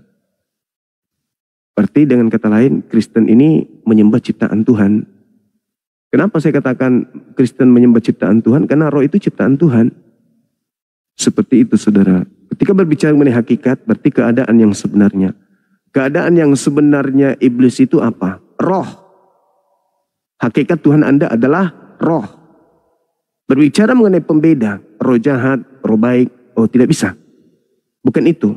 Dia baik, dia jahat, itu takaran kita. Kenapa? Kalau kita lihat di dalam kitab Perjanjian Lama dan Perjanjian Baru, Tuhan juga memberikan satu indikasi bahwa dia itu boleh dikatakan jahat. Kalau kita menarasikan dengan pandangan manusiawi kita. Contoh misalnya di dalam Yehezkiel 14 nomor 9, bagaimana di sana diceritakan Tuhan menipu nabi-nabi. Jahat kan? Jahat. Apakah boleh dikatakan iblis? Oh, tidak. Tuhan itu makanya dia di atas segala-galanya. Tuhan berkuasa kemudian membuat orang itu menjadi jahat, orang itu menjadi baik, orang itu menjadi sesat, menjadi penyesat dan seterusnya. Tuhan Maha Kuasa. Tak ada yang bisa membendungi itu. Nah, ini yang jadi masalah di sini adalah saudaraku Kristen, ketika hakikat Tuhannya roh dan iblis juga hakikatnya adalah roh. Beratnya itu di situ. Maka saya kembali sebagai Muslim kepada Al-Quran bahwa sesungguhnya mereka adalah izin. Anda dapat dalil di mana itu Bang Suma? Apa itu Bang? Dalilnya di mana Bang itu bahwasanya iblis itu adalah roh? Kan Anda menyamakan nih Tuhan kami dengan iblis. Iya. Jadi Anda menurut kan menyamakan. Iya. Coba Anda baca di dalam di mana, Bang? Coba Anda baca di dalam Matius 4 nomor 1. Anda baca Lukas 4, Anda baca kemudian 1 Yohanes 4 nomor 1 dan seterusnya. Iblis itu identik dengan roh jahat. Jadi iblis itu roh. Tidak bisa tidak. Mau lari kemanapun iblis itu roh. Anda lebih tahu Bang Suma. Coba Anda paparkan dan tunjukkan dalil-dalilnya Bang. Tadi sudah saya tunjukkan. Kurang apa lagi? Karena tadi kan saya sudah menyanggah. Kami bisa membedakan. Kami bisa membedakan itu dengan melalui apa? Melalui pekerjaan-pekerjaannya sudah sekarang kelihatan yang mana buah-buah iblis, yang mana buah-buah roh. Itu dari pekerjaannya Bang sudah kita bisa tahu membedakan. Yang pertanyaan saya tadi, kalau di dalam Islam itu cara membedakannya seperti apa? Kalau kami kan Tuhan beda, iblis beda. Jelas beda dong.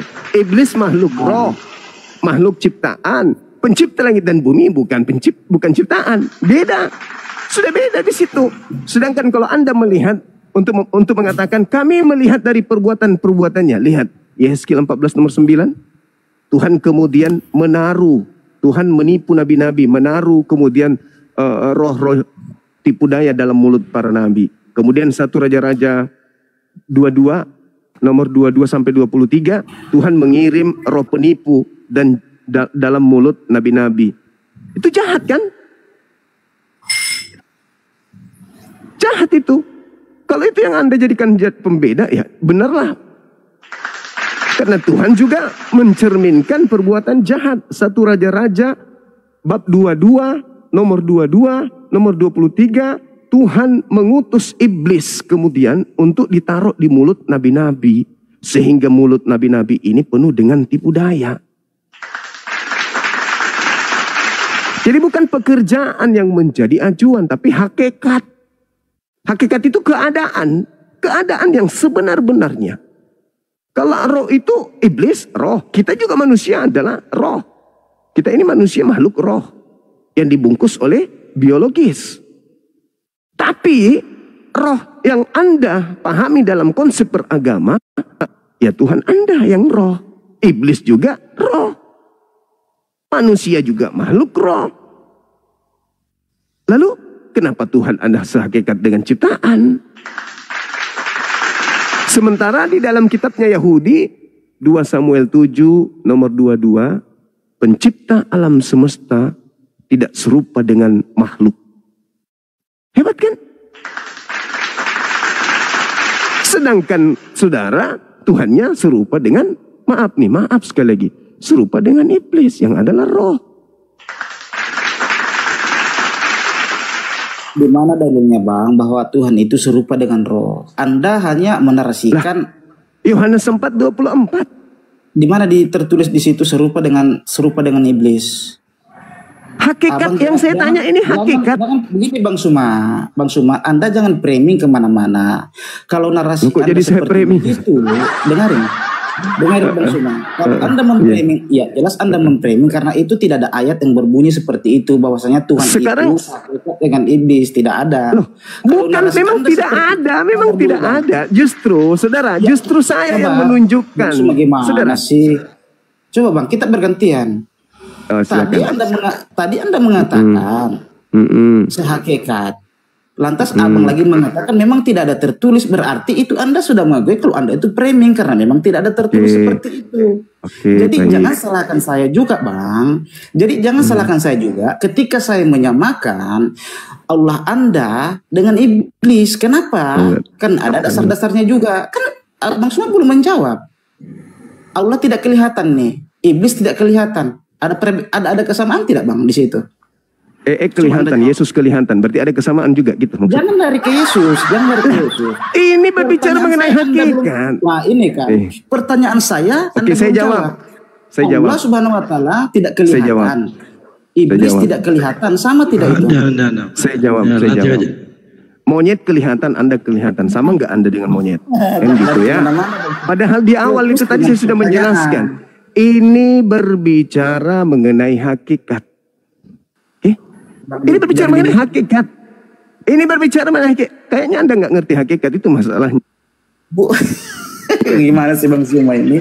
Hakikat itu apa? Saya kan sudah menanggapi Bang Suma. Hakikat itu apa? Hakikat itu apa? Saya kan sudah menanggapi. Hakikat itu apa? Hakikat itu apa? Ya hakikat itu seperti esensi. Esensi berarti keadaan yang sesungguhnya kan gitu ya. Iya, saya paham itu. Cuma saya tidak melebar ke situ. Narasi Anda. Dengarin dulu Bang Suma dong. Kita gantian. Kok gantian? Ini waktu saya Kau yang bicara banyak kok ngomong gantian. itu, kau yang banyak ngomong. Gantian Siapa katanya. yang dari tadi khotbah siapa? Saya kan hanya menanggapi loh. Gimana sih? Begini aja saudara, begini. Anda kan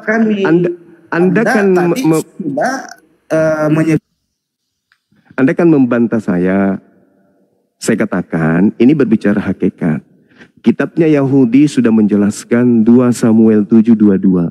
Tuhan itu tidak serupa dengan roh. Oke? Yohanes 4:24, Tuhan Anda roh. Sudah digariskan. Tuhannya Yahudi tidak serupa roh. 2 Samuel 7:22, Yeremia 10 nomor 6. Tuhannya Yahudi tidak serupa roh. Tuhannya Kristen serupa roh. Yohanes 4:24. Iblis juga roh. Matius 1 nomor 1. Matius 4 nomor 1. 1 Yohanes 4 nomor 1. Oke? Iblis itu roh. Oke? Di dalam kitabnya Ulangan 32 nomor 35. 1 Raja-Raja 22:23. Iblis itu roh. Tuhan Anda roh. Saya minta Anda menjelaskan hakikat Tuhan Anda. Anda tak sanggup. Sekarang Anda yang menuduh saya. Saya melakukan framing. Anda minta data Tuhan bukan roh, saya kasih data. Anda minta data iblis itu roh, saya kasih data. Saya bertanya tentang hakikat Tuhan saudara. Tapi Anda tidak sanggup. Malah Anda minta Kristen yang lain. Anda minta Kristen lain naik ke sini kan? Untuk membantah bahwa Tuhan Anda roh, iblis juga roh. Hakikatnya sama kan? Nah ketika Anda membalikkan ke Islam, Tuhan Anda tak terlihat, iblis tak terlihat. Itu berbicara hakikat atau bukan? Yang kita bahas ini bicara hakikat. Kalau Anda melemparkan subhat, Tuhan saya tidak terlihat, iblis tidak terlihat, hingga sama. Saya mengatakan, terlihat, Yesus terlihat. Sama berarti dengan Tuhan Anda, Tapi bukan begitu caranya. Karena kita sedang berbicara tentang hakikat, esensi, keberadaan yang sesungguhnya. Maka saya simpulkan, karena Anda tidak bisa memberikan fakta real, kalau hakikat Tuhan Anda roh, hakikat iblis juga roh, adalah 2 dimensi yang berbeda. Faktanya hakikatnya sama. Oke? Nah, kecuali saudara saya ada bantahan. Enggak Bang Suma, Tuhan kami hakikatnya ini. Dalil. Hancurkan Yohanes 4:24. Yang mengatakan Tuhan Anda roh. Hancurkan kitab Yahudi yang mengatakan iblis itu roh. Selesai bukan? Tapi sayangnya itu Anda nggak sanggup. Kesimpulan terakhir, ya Anda menyembah hakikat yang sama dengan titik-titik S. Silakan.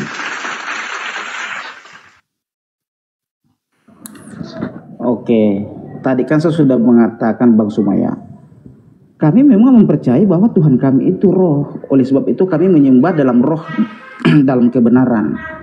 Kami mempercayai itu.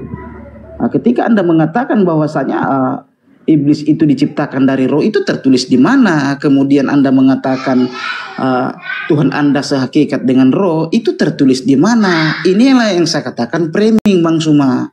Sesuatu yang tidak ada tertulis, kok berani-beraninya Anda mengatakan seperti itu, bahwasanya Tuhan kami sehakikat dengan iblis. Makanya muncul pertanyaan saya yang serupa mengenai Tuhan Anda dengan iblis. Dan itu juga Anda belum menjawab loh. Ketika saya mengatakan di mana perbedaannya, ketika Allah Subhanahu wa taala tidak kelihatan, iblis dan hantu juga tidak kelihatan, perbedaannya di mana? Itu sama atau tidak? Kan sama-sama tidak kelihatan nih. Bagaimana kita bisa mengenalinya bahwa itu Allah Subhanahu wa taala, sedangkan Tuyul ini ditanya apa, jawabnya apa? Bukan di mute. Bukan di mute. Iya begini loh soalnya, ada framing. Saya tangkap pertanyaan Bang Suma dan saya sudah mengakui itu bahwasanya memang kami itu menyembah dalam roh dan kebenaran karena Tuhan kami itu roh. Tetapi Bang Suma hakikatnya apa? Bahwasanya sabar dulu Bang. Ini saya bertanya. Saya bertanya iblis hakikatnya apa? Anda bertanya terus sementara saya bertanya, saya bertanya. Satu, iblis hakikatnya apa? Silakan. dengarin Bang Suma, Anda kok di mute sih, giliran saya ngomong kok di mute, gimana sih kalian ini? Karena nggak nyambung. Bukan nggak nyambung. Saya sudah mengatakan. Coba dengarkan dulu pertanyaan Banyuma. Banyuma, coba tanya satu pertanyaan. Iya, silakan. Ya. Kok Tuhan tidak ada ilmu kau? Tuhan Anda roh. Saya bertanya, hakikat iblis apa Bang? Silakan. Daging atau roh? Silakan. Hakikat lo ya. Silakan.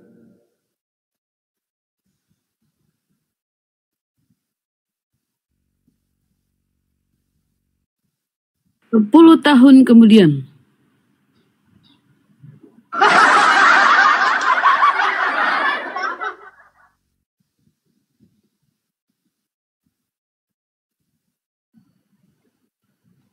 Dihitung dong, dihitung.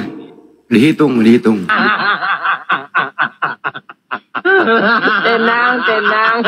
10, 9, 8, 7. Apakah sudah bisa disimpulkan? 5, 4, 3, 2. Anja. Oh sini banyak kali anunya. Silakan Banyuma disimpulkan aja itu. Kenapa di mute? Kenapa kalau saya ngomong di mute, dipotong-potong, giliran saya ngomong. Kalau giliran Bang Suma yang ngomong kan panjang lebar tuh. Mulai premi. Pak, Bang Suma berbicara panjang kali lebar, beliau ada dalil, ada isi. Abang ini ditanya apa, jawab apa? Begini, dengarin. Lagi. Pertanyaan saya satu tadi, Bang Suma juga tidak bisa menjawab. Apa itu Bang pertanyaannya? Saya sudah mengulang pertanyaan saya 3 kali, Bang Suma tidak menjawab loh. Bagaimana Anda mau memaksa saya menjawab pertanyaan Anda, sementara pertanyaan saya Anda tidak bisa menjawab? Anda apa memaksa pertanyaannya? saya menjawab. Pertanyaannya apa Bang? Pertanyaan saya, Allah kelihatan tidak? Tidak. Iblis kelihatan tidak? Tidak. Sama tidak? Sama-sama tidak kelihatan. Nah, sama-sama tidak kelihatan, bisa dibedakan tidak? Kalau sama-sama tidak kelihatan, bisa nggak kita mengetahui yang mana Allah, yang mana iblis? Hakikatnya. Sama-sama tidak kelihatan. Apakah Anda tidak salah sembah? Hakikatnya Bang, hakikat. Kita berbicara mengenai hakikat. Kalau Anda, tadi kan saya sudah balikkan itu. Anda lihat Anda nggak? Lihat. Orang bisa melihat Yesus nggak? Bang Sumen bisa. Itu kayak anak kecil sih. Kenapa lari ke Itu cara Anda berbicara tidak menunjukkan Anda itu dewasa. Anda mengatakan iblis tidak terlihat. Tuhan saya tidak terlihat. Anda mensetarakan. Saya balik. Anda terlihat, Yesus Anda terlihat. Silakan Anda jilat. Kok kenapa giliran saya kembalikan narasi Anda kok jadi Anda heran gitu loh. Anda menyamakan Tuhan saya dengan sesuatu yang tak terlihat. Saya menyamakan Tuhan Anda yang terlihat itu dengan yang terlihat. Sama kan? Ya makanya jangan menyembah dengan sesuatu yang setara dengan makhluk. Beritamu itu di situ gitu loh. Ya, jadi jangan emosi saudara, jangan jengkel, jangan kesal, jangan merasa terzolimi di sini. Tapi sadarilah bahwa Anda lah yang zolim. Anda yang zolim telah melantik yang bukan Tuhan menjadi Tuhan Anda. Anda lah yang zolim telah menggantikan kegagahan pencipta langit dan bumi dengan kenistaan makhluk pencipta langit dan bumi. Itu Anda yang zolim. Man azlama man iftara 'ala Allahi kadziba wa huwa yud'a ilal Islam. Siapakah orang-orang zolim itu? Bukankah dia yang telah mendustakan tentang Allah pencipta langit dan bumi, padahal Islam sudah datang kepada mereka. Kalau Anda menyetarakan hal yang tidak terlihat dengan Tuhan saya yang maha gaib, ya boleh dong. Saya juga menyetarakan Tuhan Anda yang terlihat dengan isi sapi tank. Supaya Anda sadar betapa derajat level Tuhan Anda itu ya seperti itu adanya. Kita berbicara mengenai hakikat nih. Kenapa berbicara mengenai hakikat? Karena kami umat Islam ini adalah sasaran empuk untuk dimurtadkan. Jadikanlah seluruh bangsa menjadi muridku. Murid siapa? Murid dari manusia yang mati dan bangkit hari ketiga. Tunggu dulu. Tunggu dulu, Bas. Tidak segampang itu. Jelaskan dulu apa hakikat Tuhan kalian. Kalau kami laisa kamislihi syai', didukung oleh kitab Anda sendiri. Pencipta langit dan bumi tidak serupa dengan makhluk. Udah selesai. Nah sekarang Anda sendiri menemukan diri Anda menyembah makhluk. Ya derita lo. Itu kan derita. Makanya saya bertanya mengenai hakikat. Hakikat Tuhan Anda itu roh. Hakikat iblis adalah berarti kalau hakikatnya sama, berarti selama ini saudara menyembah titik-titik es.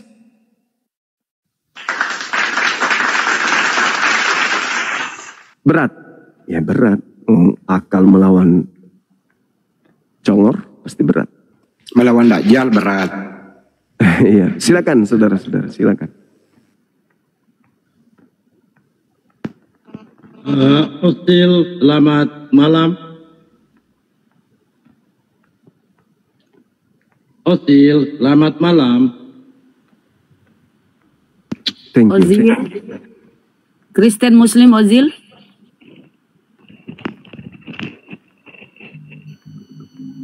Ozil. Kristen. Salah pencet kali. Saya mau tanya nih yang di atas nih, yang di atas Komal ini. Maukah Anda dijadikan penyembah roh? Enggak. Kenapa Anda tidak mau menyembah? Kenapa enggak mau menyembah roh? Karena iblis. Belum tentu. Makhluk. Roh itu makhluk. Nah, gitu.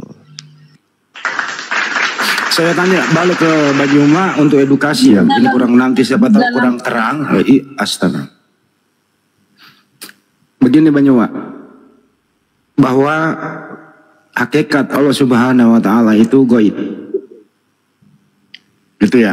Terus kemudian, apakah semua yang gaib itu sehakikat dengan Allah Subhanahu wa Ta'ala? Silakan. Tidak. Sebenarnya Allah itu bukan gaib. Allah itu maha gaib. Tapi Allah itu maha zahir. Bingung kan? Bingung. Kenapa dia maha gaib? Karena dia tak tersentuh dimensi makhluk. Kenapa dia maha zahir? Maha lahir. Karena dimensi keberadaan Allah itulah yang melahirkan segala ciptaan. Wah, keren kan Tuhanku? Ayo. Kenapa dia dikatakan maha gaib? Karena tak tersentuh dimensi makhluk. Kenapa dia dikatakan maha zahir? Karena segala sesuatu berasal dari keberadaannya. Wah, mantap kali. Subhanallah. Tak ada bisa membantah itu. Adanya alam semesta ini karena bersumber dari sesuatu yang mutlak, absolut, maha ada.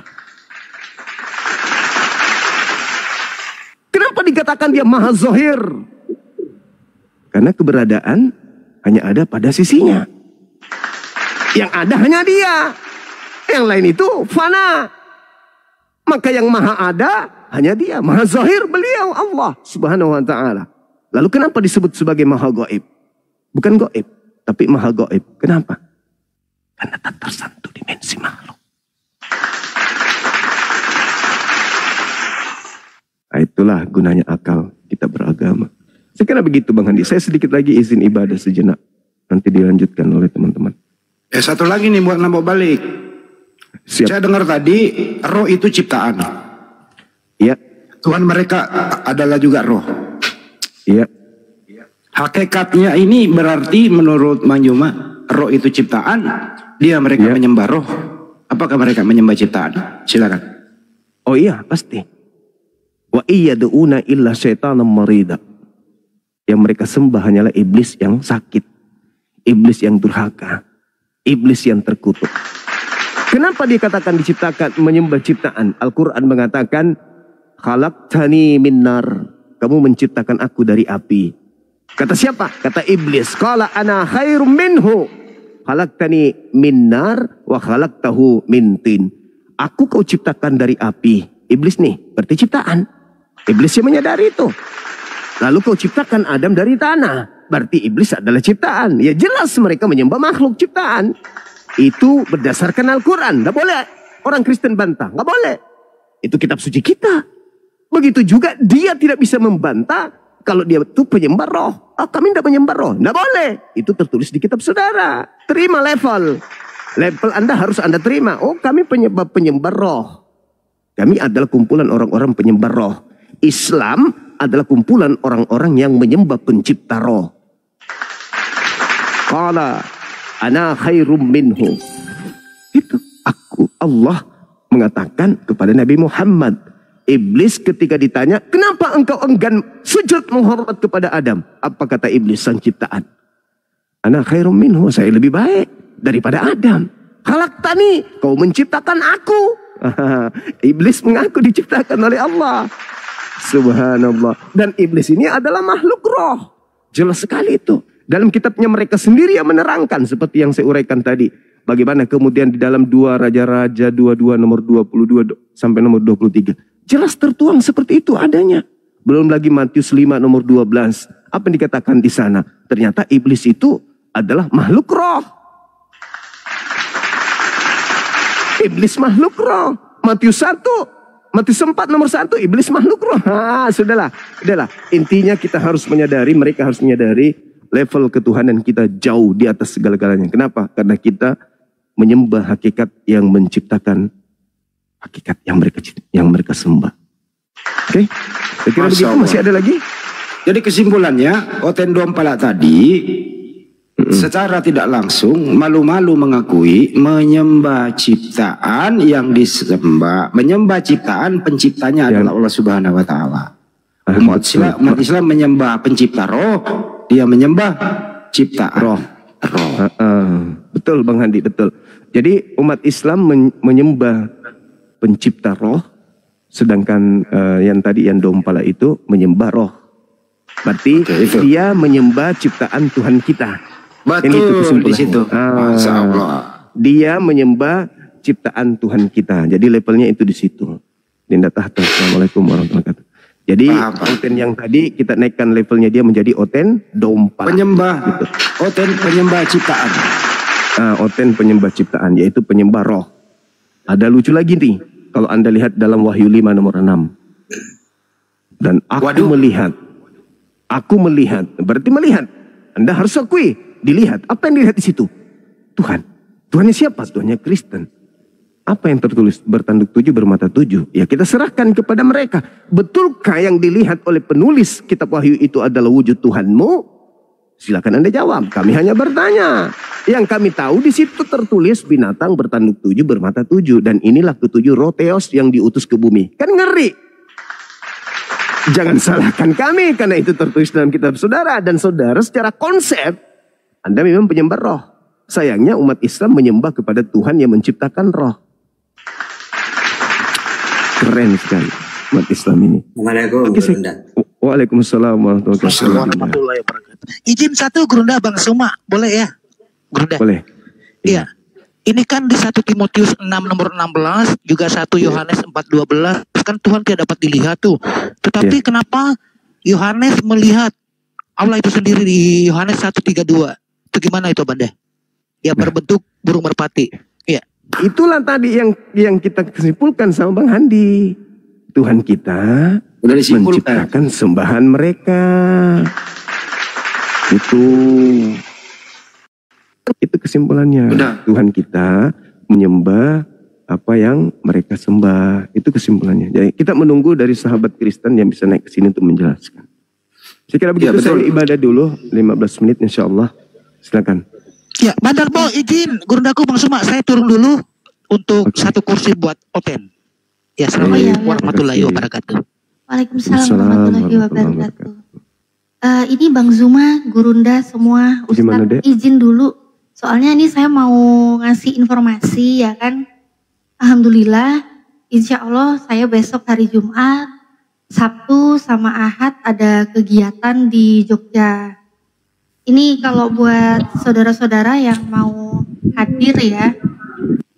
Bentar-bentar. Di Jogja, Dek? Iya, di Jogja Bang Zuma. Sini. Gede dulu bandel bawa gede. Biar. Ntar aku deketin kameranya ya. Nah ini ada kajian ya. Ini di Masjid Labaik. Buat yang di Jogja ini alamatnya di Masjid Labaik, Jalan Sonopakis, Lor nomor 1. Ini acaranya jam 7 malam, hari Jumat. Nah jadi buat saudara-saudaraku yang sempat hadir ya, insya Allah kita ketemu ya. Nanti ini saya, Natalia Irian, untuk hari Sabtunya, jadi ada 5 titik Gurunda. Saya ada 5 Masya titik. Allah.